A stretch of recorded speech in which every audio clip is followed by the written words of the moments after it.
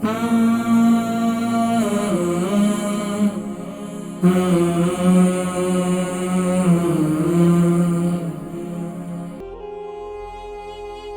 السلام علیکم۔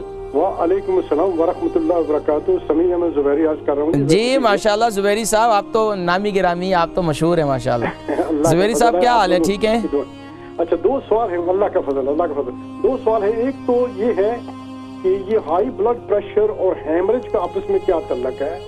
High blood pressure اور 10-15 سال سے حجامہ کا بڑا شور شرابہ تھا، اور یہ بھی ہمیں پتا ہے کہ نبی اکرم صلی اللہ علیہ وسلم نے حجامہ، جس کو کپنگ کہتے ہیں، وہ انہوں نے کرایا ہے، تو اس کی افادیت آج کل کیا کم ہو گئی ہے؟ یہ blood pressure, high blood pressure میں اس کی کوئی افادیت ہے؟ بس اتنا چھوٹا سا سوال ہے، دعا میں یاد رکھیے گا۔ السلام علیکم، بہت شکریہ، ورحمۃ اللہ وبرکاتہ۔ وعلیکم السلام ورحمۃ اللہ وبرکاتہ۔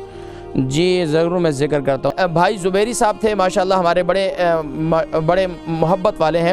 ہائی بلڈ پریشر اور دوسرا میں سمجھ نہیں سکا کیا پوچھا انہوں نے، حجامہ کی افادیت کے بارے میں۔ دیکھیں حجامہ کی افادیت پوچھ رہے ہیں کہ پہلے تو بڑا شور تھا لیکن ختم ہو گیا، ایسی ہرگز بات نہیں ہے۔ یہ سبحان اللہ آج سے 1500 سال پہلے پیارے نبی صلی اللہ علیہ وسلم نے حجامہ کی افادیت بہت زیادہ ہے، اور یہ مسلم ہے۔ اللہ کے نبی صلی اللہ علیہ وسلم نے ارشاد فرمایا 3 چیزوں میں شفا ہے، یعنی کہ لوہے سے داغنے میں، شہد میں، اور فرمایا تیسرا حجامے میں۔ لیکن فرمایا کہ میں تمہیں 2 کاموں کا حکم کرتا ہوں، تیسرے سے منع کرتا ہوں، یعنی داغنے سے منع کرتا ہوں، اور اسی طریقے سے شہد کا استعمال کرنے کا حکم دیتا ہوں، اور دوسرا تمہیں حجامہ کرنے کا حکم دیتا ہوں۔